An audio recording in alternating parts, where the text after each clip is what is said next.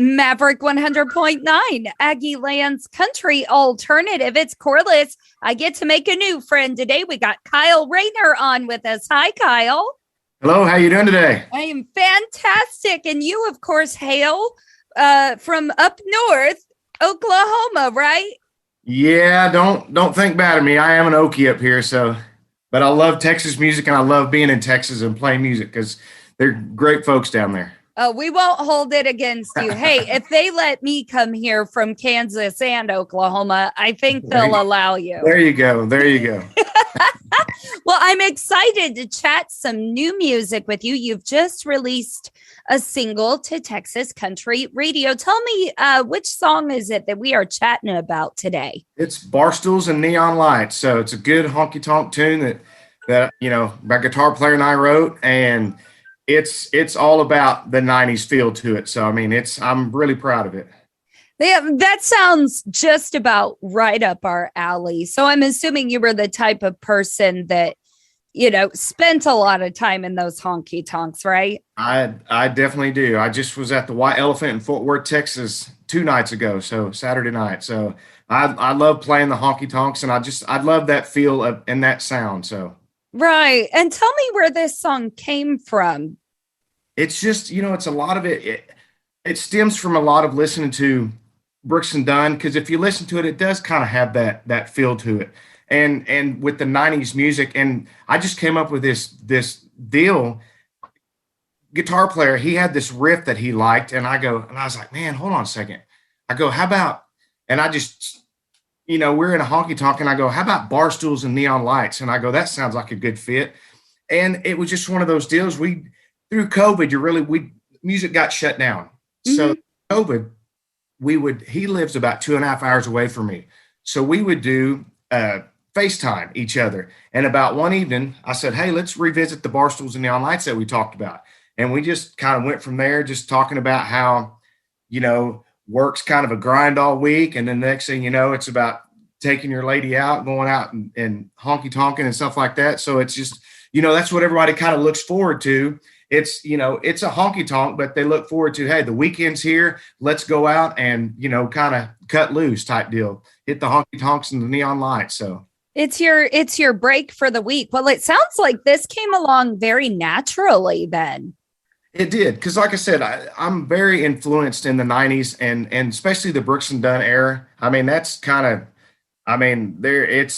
it's really the one thing that has, with the years that I played music, it's, if you didn't play the Alan Jacksons, the George Straits, the things like that, well, I hate to say this, but you didn't play because, that's what a lot of the venues and that's what they wanted, was that style of music, because that's what keeps people dancing. And that's the thing I like about the Texas music scene, is if you listen to a lot of their music. And when I say that, I love the red dirt. Mm-hmm.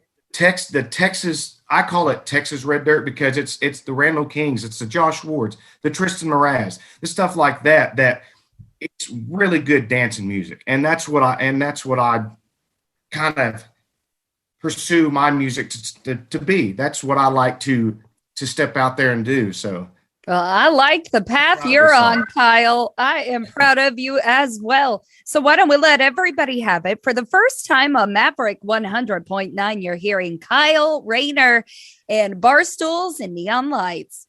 Due to copyright, Brian Broadcasting is not licensed to air this single for you in podcast form, but you can find it on all streaming and downloading platforms now. And today's interview continues.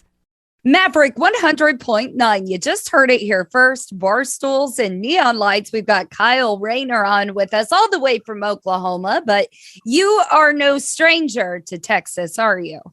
No, I will tell you this. It took me, I've got relatives that live in the Sherman Denison area, so I used to travel there a lot. As a matter of fact, I played, growing up throughout the years, I played the Haltom City, the Johnny High Music Review. I played that growing up. As far as, you really don't play, you go, it's an artist there. But what's funny is being 16, 17 years old, whenever I did play that, I'm kind of telling my backstory here about that night that I played on there. They actually had Leanne Rimes, and she was, I think, 12 or 13 that night. Yeah. So, I mean, that's how long ago it's been whenever I played that. But as far as the Texas scene, you got the Mesquite Opry, you have the like I said, Johnny High Music Review, which is a big thing in Texas, and then you have the Grapevine Opry with Rocky up there that plays guitar up there. Matter of fact, he still plays there. So, and I've got a lot of family, that lives in the area, and I'm originally from Shreveport, Louisiana. Lived there for a few months. My dad transferred to the Texas area. I lived in the Sherman Denison area for quite a while. Then I moved to Tulsa. Now I'm kind of my home's in, the Oklahoma City area now. So I've kind of made my way through Texas, and I've traveled there a lot. Yeah. Years. And it's just, it's a great place to be. The music scene there is phenomenal. I mean, it's great. There's nothing like it. And like you had just touched on, you and I have talked before. You've been playing music for a very long time. Now you've made your transition into radio. Like, this is my deal now. I am Kyle Rayner. This is what we're doing. Where did that transition come from? I was the front man of a band for quite a few years. And then once I met my wife, she came out to watch some shows with some friends of hers. And we kind of hit it off and developed a relationship, ended up getting married. And then she finally came to me one day. She goes, "Hey, what would it take for you to pursue this on a bigger scale?" And I was like, "Well, I have the music equipment. I can put a band together." I said, "The hardest part is booking the promotions." And she's like, "Well, I'm a real estate broker, agent. That's kind of my background, my forte type deal." So having said that, so I kind of started building, a resume of playing shows and kind of building the name and, building the all the Facebook and Instagram and all that stuff. So finally came across, a song that the guitar player and I wrote. Dean Hess is his name. We wrote this, and I went to him and I was like, "Hey, I love this." Had it recorded here in Oklahoma City, and everybody just loved it. So I went to him and I said, "Hey, here's what I'm going to do. What do you think?" And he's like, "Go for it." He's, "Whatever you want to do." He goes, "This is more your song than mine," because, even though he helped me write it, he knows that it's kind of been my baby, and I've kind of taken it from there and kind of went on with it.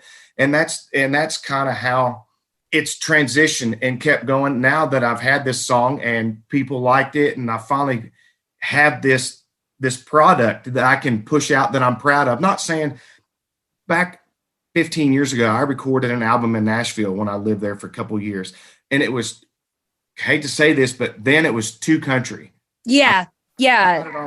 I've got it on my Spotify and CD Baby and all that kind of stuff right now, that album. But at the time it was too country. When I tried to pitch myself, it kind of gives you a stab. Like it makes you believe you've done something wrong almost. Exactly. Because I was like, well, I just, built this record here, and they were explaining to me, well, we're kind of just going to, be honest with you, it's when like the Kenny Chesneys, the Tim McGraws and all them kind of were starting to blow up. So all the record labels wanted to go towards that. Now, if you see the transition, all the record labels are going to the more pop style country. That's what I love. Cody Johnson making his way to the labels. And now even Randall King kind of signing a publishing deal with Warner Brothers. Yeah. Those guys are starting to pave the way for other artists to for that music to come full circle back around. And people are, believe it or not, I mean, the people, nationwide, they do love the pop country, but believe it or not, traditional country goes from the young to the old. I mean, it's full. These things happen in fashion as well. Like right now, we're having a big resurgence of 90s fashion, which was technically ripped off of 70s fashion. And country music does do the exact same thing. It circles back around. You've got to remember when people didn't think that Willie Nelson was country. And so for any young artist out there, my advice is always to them, keep going, because your sound will fit. It will eventually fit. It takes, practice and patience and hard work. It does. Absolutely. It surely does. And that's kind of what I've been doing for these last 5, 6 years is kind of building something up to be able to break in to the Texas scene. And that's the one thing that I had to have, to be able to go in and do that. And you got to have a product that you're proud of, and it's something that you can stand behind that everybody else can look at it and go, man, you could tell that he put a lot of thought and a lot of heart and everything into the song. So that's one thing I'm hoping, that everybody enjoys is the power, not just vocally, but just, in musicianship and everything that went into it that we put together in the studio. Absolutely. Well, I'm really excited to hear your journey. And, a lot of people have to take this journey, and you finally made the jump. It's very helpful when we have supportive partners in our life that make us believe that maybe our dreams aren't too big and that we can accomplish them. And I think that's the path you're on right now. And you'll learn a lot more on the way. But I'm just really excited that you decided to push that little green light and go, Exactly. It's never too late to do anything. I can tell you that right now. And, I'm at a point in my life to where it's like, hey, let's do this and see where it goes type deal. So it's, and with the support of, family, now having support of radio stations like yourself that will accept newcomers. I mean, that's the big step too, is meeting folks like you who are willing to more or less take a risk, because like I said,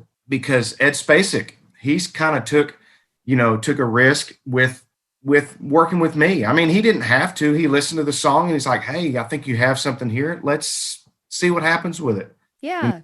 And so far, so good. I'm excited about it. I know I'm only 3 or 4 weeks in, but I'm kind of starting to, build, a little momentum and kind of generating a little buzz here and there. So it's positive right now. I can tell you that.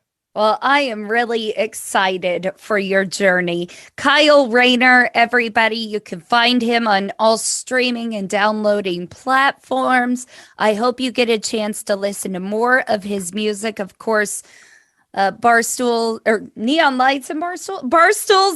Lights is out everywhere now, and I'm sure that we will be checking in a lot more with Kyle in the future. Kyle, thank you so much for coming to Maverick to debut it to us. Thank you for having me on. I really appreciate it. Thank you guys so much.